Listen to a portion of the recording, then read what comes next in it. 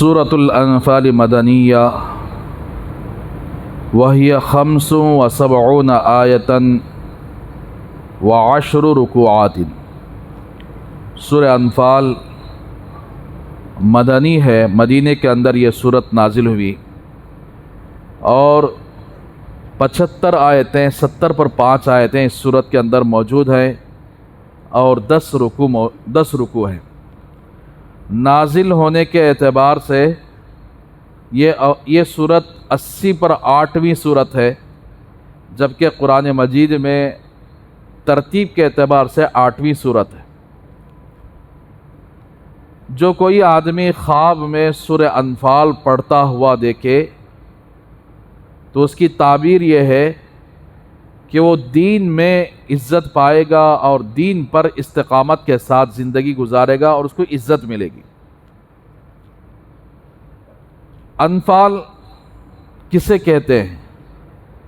انفال کہتے ہیں مال غنیمت کو، یعنی کوئی لشکر کسی دشمن کے خلاف جہاد کرنے کے لیے جائے، لڑنے کے لیے جائے اور لڑ کر دشمنوں کا جو مال ہوتا ہے، چاہے گھوڑے ہو، ہتھیار ہو، غلام ہو، باندیاں ہو، جتنے ساز و سامان ہیں، جیتنے والے کو وہ سارے ساز و سامان مال غنیمت کہلاتے ہیں۔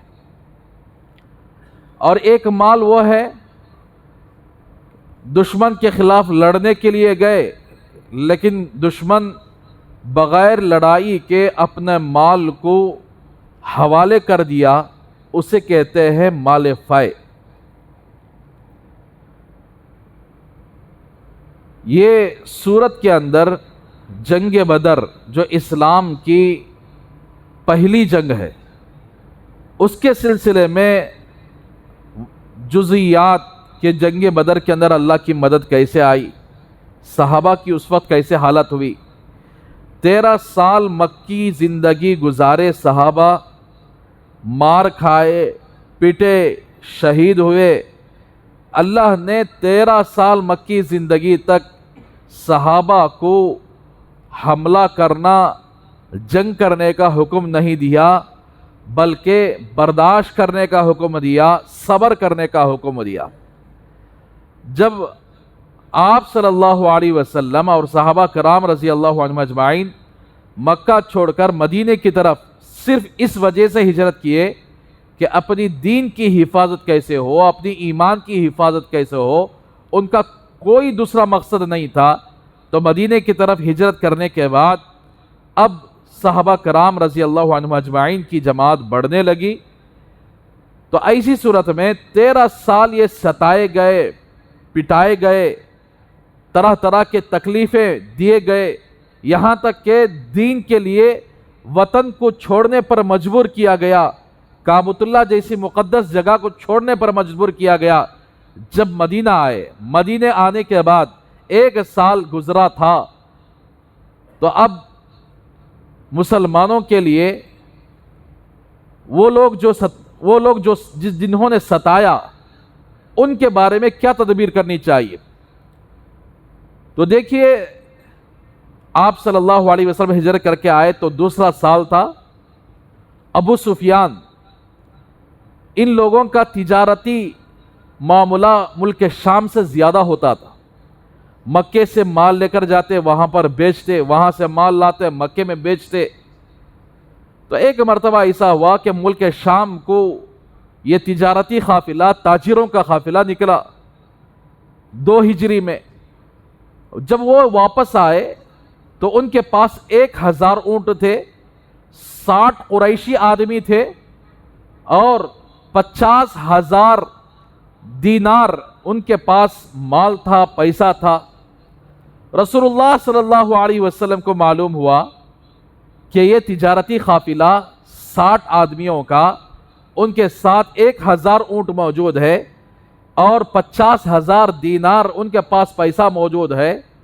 تو اب کافروں کی کمر کو توڑنے کے لیے، ان ظالموں کی کمر کو توڑنے کے لیے ان کی اقتصادی پابندی کرنا ان کے لیے ضروری تھا۔ یعنی یہ راستہ تھا ان کا ملک شام کو جانے کا، درمیان میں مدینہ پڑتا تھا. اب یہ لوگ مکہ سے لے کر ملک شام تک جانے کے لیے مدینے سے گزرنا پڑتا تھا. اب مدینہ اللہ کے رسول صلی اللہ علیہ وسلم کے قبضے میں ہے. تو عام طور پر اصول بھی یہی ہے کہ ایک اسٹیٹ والے دوسرے اسٹیٹ میں داخل ہونا ہے تو پرمیشن ایک اسٹیٹ کا ہونا پڑے گا. اگر بغیر پرمیشن کے آتے ہیں تو پھر ایسی صورت میں یہ اسٹیٹ والے دوسرے اسٹیٹ کے مال کو قبضہ کر سکتے ہیں، اپنے ملکیت میں مال لے سکتے ہیں.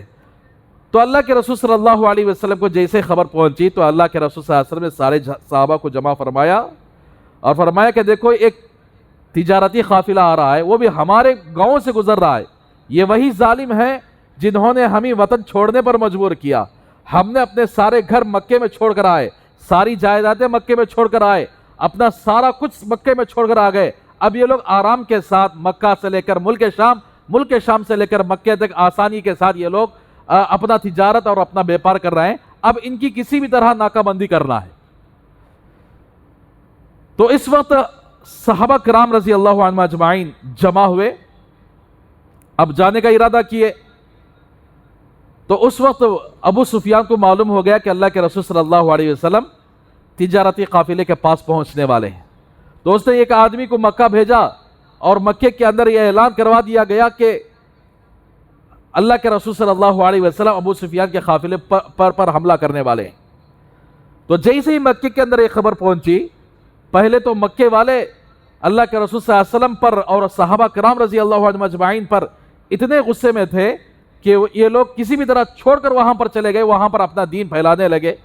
تو اب ابو جہل کو اچھا موقع مل گیا، وہ پورے مکے کے اندر اعلان کروایا کہ ان کا جتنا ساز و سامان تھا ساتھ لے کر آئے. شراب کی مٹکیاں ان کے ساتھ تھیں، سامان تھا، مال تھا، اور 1000 کا لشکر لے کر اس نے مدینے کی طرف کوچ کر گیا.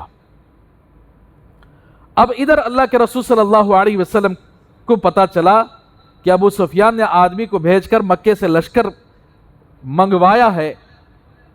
تو اب آپ صلی اللہ علیہ وسلم صحابہ کے درمیان مشورہ کیے کیا کیا جائے. اب مدینے والے جو انصار ہیں، اللہ کے رسول صلی اللہ علیہ وسلم کے ساتھ انہوں نے وعدہ کیا تھا. کیا وعدہ کیا تھا؟ کہ اگر آپ مدینے کو آئیں گے تو ہم آپ کی حفاظت کریں گے. دوسری چیز، اگر کوئی مدینے پر حملہ کرے تو ہم اس کا جواب دیں گے. تو یہ دو چیزوں پر آپ صلی اللہ علیہ وسلم کے ساتھ انصار مدینے والوں کا وعدہ ہوا تھا. لیکن یہ وعدہ نہیں ہوا تھا کہ کسی قوم کے ساتھ، کسی ملک والوں کے ساتھ ابتداءً حملہ کرے. ایک تو کوئی آدمی ہم سے چھیڑا تو ہم اس کا جواب دیں گے، ایک وہ ہے کہ ہم خود جا کر اسے چھیڑیں. اس کا وعدہ نہیں ہوا تھا مدینے والوں کا. تو اللہ کے رسول صلی اللہ علیہ وسلم نے ان دو لشکروں کا تذکرہ فرمایا. تو مدینے کے انصار کیا کیے؟ پتلی گلی سے نکلنا شروع ہو گئے. یعنی ہم نے تو وعدہ نہیں کیا تھا پہل اقدام کرنے کا، کسی پر حملہ کرنے کا. ہم کیوں کسی قوم کے ساتھ چھیڑ خانی کر کے جنگ کے خطرات کو مول لیں. لیکن قربان جائیں ان میں سے حضرت سعد ابن عبادہ رضی اللہ تعالیٰ عنہ، مہاجرین میں سے حضرت ابوبکر صدیق رضی اللہ تعالیٰ عنہ، حضرت عمر رضی اللہ تعالیٰ عنہ، یہ لوگ کھڑے ہو گئے. ایسی بہترین تقریر کی اللہ کے رسول صلی اللہ علیہ وسلم کے سامنے، صحابہ کے سامنے. تو اب یہ لوگ نکلنے کے لیے تیار ہو گئے. اب ان کے پاس صرف 8 تلواریں ہیں، 70 اونٹ ہیں، 2 گھوڑے ہیں، 6 زیرے ہیں. یہ 313 کا قافلہ ہے. اب یہ دونوں لشکر کس لشکر کا مقابلہ کرے؟ یہ 60 آدمی جس کے پاس 1000 اونٹ ہے، 50,000 دینار مال ہے، اس کا مقابلہ کرے، یا وہ مکے سے آنے والا 1000 کا لشکر جس کے پاس گھوڑے موجود ہیں، جس کے پاس ہر ایک کے پاس ہتھیار موجود ہے، کس کا مقابلہ کیا جائے؟ تو اللہ کے رسول صلی اللہ علیہ وسلم نے سارے صحابہ سے یہی فرمایا، آپ کے سامنے 2 لشکروں میں سے ایک لشکر کے اوپر اللہ تبارک و تعالیٰ کامیابی کا وعدہ فرمائے. آپ کو کون سا لشکر ہونا؟ مال والا لشکر ہونا، یا وہ لشکر جو 1000 کا لشکر ہے، یہ آپ کو ہونا ہے. تو بہت سارے صحابہ نے اس رائے کو ترجیح دی کہ نہیں، ہمیں یہ 60 آدمی سے مقابلہ کرنا آسان ہے، جن کے پاس 1000 اونٹ ہے، 50,000 مال ہے، ان کے ساتھ ہم مقابلہ کریں گے.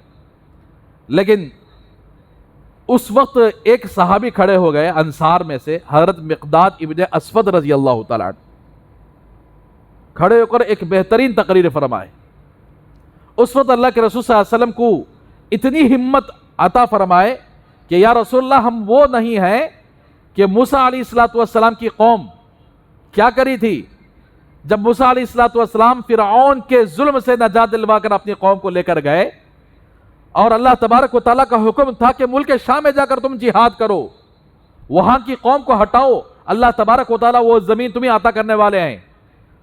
تو موسیٰ علیہ السلام کی قوم نے کہا انت وربک فقاتلا انا ہاہنا قاعدون، تمہارا رب جا کر لڑو، ہم یہاں بیٹھ کر دیکھتے رہیں گے. وہ قوم نہیں ہے ہم. حضرت مقداد ابن اسود نے فرمایا کہ وہ قوم نہیں ہے، ہم وہ قوم ہیں، آپ کے لیے جان بھی دیں گے، آپ کے دائیں بھی لڑیں گے، بائیں بھی لڑیں گے، آگے بھی لڑیں گے، پیچھے بھی لڑیں گے، ہم آپ کی ہر طرح کی حفاظت کریں گے، ہم وہ قوم ہیں.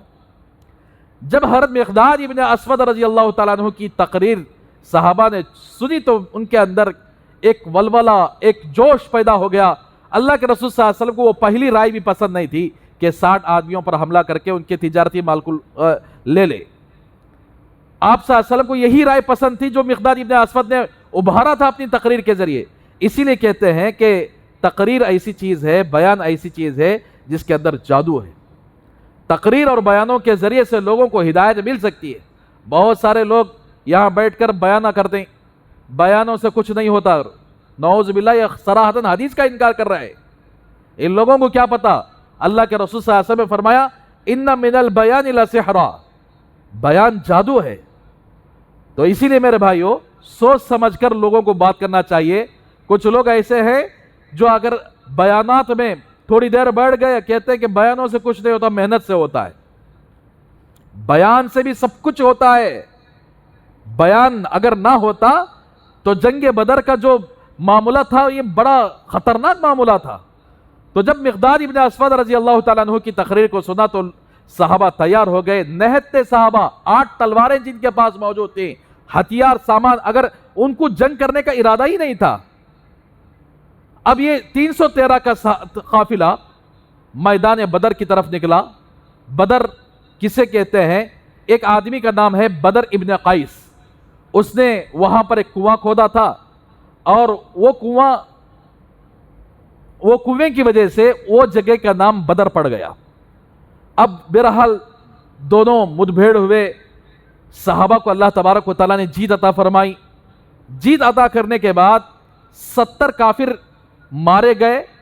صحابہ میں سے 14 صحابہ شہید ہوئے، 7 مہاجر صحابہ شہید ہوئے، 6 انصار صحابہ شہید ہوئے. 14 صحابہ شہید ہوئے. یہاں 70 کے 70 مارے گئے. 70 بڑے بڑے سردار مارے گئے. 70 قیدی بنا کر پیش کیے گئے. اب صحابہ کو اتنا مال آیا، اندازہ لگاؤ 1000 کا لشکر، گھوڑے بھی ان کے پاس اتنے ہیں، تلواریں ان کے پاس اتنے ہیں، باندیاں، سب کچھ یہ لوگ لائے تھے. اب حضرت صحابہ کرام رضی اللہ عنہم اجمعین کے اندر ایک جماعت ایسی تھی جو دشمنوں کو بھگانے میں لگی رہی تھی، اور ایک جماعت ایسی تھی اس کے اندر غنیمت کے مال کو جمع کرنا شروع کر دی، اور ایک جماعت ایسی تھی جو اللہ کے رسول صلی اللہ علیہ وسلم کا پہرا دینے کے لیے آپ کے ارد گرد جمع ہو گئی تھی، اس وجہ سے کہ اگر کوئی دشمن آپ پر حملہ کرے تو ہم اس کا دفاع کریں گے. جنگ ختم ہو گئی. اللہ تبارک و تعالیٰ نے مسلمانوں کو فتح عطا فرمائی، جیت نصیب فرمائی.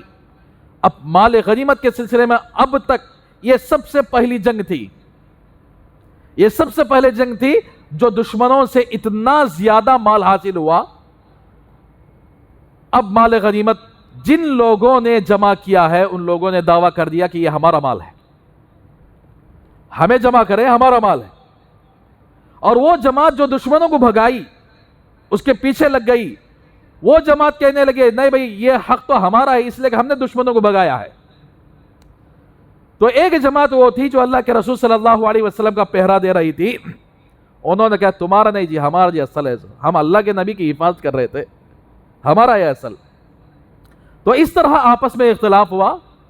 تو صحابہ نے کہا کہ بھئی ہم کیوں آپس میں جھگڑے، آپس میں کیوں اختلاف کریں، رسول اللہ صلی اللہ علیہ وسلم سے جا کر پوچھیں کہ یہ مال کیا ہے. تو اللہ تبارک و تعالیٰ اسی کے سلسلے میں یہاں تذکرہ فرماتے ہیں. بسم اللہ الرحمن الرحیم، شروع کرتا ہوں میں اللہ کے نام سے جو بڑا مہربان نہایت رحم والا ہے. یسألونک عن الانفال، وہ لوگ آپ سے غنیمت کے مال کے سلسلے میں سوال کر رہے ہیں. قل الانفال للہ والرسول، پیغمبر آپ فرما دیجئے غنیمت کا مال اللہ اور اس کے رسول کا ہے، اللہ کا ہے اور رسول کا ہے. فاتقوا اللہ واصلحوا ذات بینکم، پس تم اللہ سے ڈرو اور اپنے درمیان صلح صفائی کر لو. یہ کیا آپس میں جھگڑنے بیٹھے کہ میرا مال ہے تیرا مال ہے؟ اللہ سے ڈرو. مال اللہ کا ہے، رسول کا ہے. مال اللہ اور اس کے رسول جیسے تقسیم کریں گے ویسا تمہیں لینا پڑے گا. کوئی یہ دعویٰ نہیں کر سکتا کہ سارا مال میرا ہے. وَأَطِيعُوا اللَّهَ وَرَسُولَهُ إِن كُنتُم مُؤْمِنِينَ، اور اللہ اور اس کے رسول کی تم اطاعت کرو اگر تم واقعتاً ایمان والے ہو. کون مومن ہے یہ بات آگے آئے گی. تو اس کے بعد اللہ تبارک و تعالیٰ نے قانون بنائے کہ غنیمت کا مال پچھلے قوموں کے اندر جنگ کر کے جو غنیمت کا مال حاصل ہوتا تھا وہ بیچ میں رکھ دیتے تھے، آسمان سے آگ آتی ہی لے کر چلے جاتی. لیکن اللہ تبارک و تعالیٰ نے اس امت کے ساتھ یہ خاصیت عطا فرمائی کہ غنیمت کے مال کو اس امت کو اللہ نے حلال فرمایا. 5 حصے کیے جاتے تھے. 4 حصے جتنے لوگ جہاد میں مصروف تھے، جتنے لوگ جہاد میں آئے ہوئے تھے، سب کے درمیان، مجاہدین کے درمیان وہ مال تقسیم ہو جاتا تھا. اور 5واں حصہ اللہ کے رسول صلی اللہ علیہ وسلم کے خاندان کے لیے، آپ کے رشتہ داروں کے لیے، یتیموں کے لیے، غریبوں کے لیے خاص ہوتا تھا. وہ مال اس میں تقسیم کر دیا جاتا تھا. بہرحال میرے بھائیوں، اسی سلسلے میں یہاں سے تفصیل سے بات ہے ایمان والے کسے کہتے ہیں. اللہ نے فرمایا کہ صحابہ سے دیکھو اللہ سے ڈرو، اپنے درمیان صلح صفائی سے کام لو، اللہ اور اس کے رسول کی اطاعت کرو. اپنے ذہن سے مسائل نہ بیان کرو، اپنے ذہن سے کوئی بات یہ نہیں طے کر لو کہ یہ ہمارا مال ہے، بلکہ اللہ کی مانو، اللہ کے رسول کو مانو. اللہ اور اس کے رسول جیسے تقسیم کریں گے اس پر راضی ہو جاؤ. یہ ایمان کی علامت ہے. آگے اللہ تبارک و تعالیٰ ایمان والوں کی پہچان بیان فرماتے ہیں کہ ایمان والے کون لوگ ہیں. اللہ سے دعا کریں گے اللہ تبارک و تعالیٰ ہم سب کو ان باتوں پر عمل کرنے کی توفیق عطا فرمائے.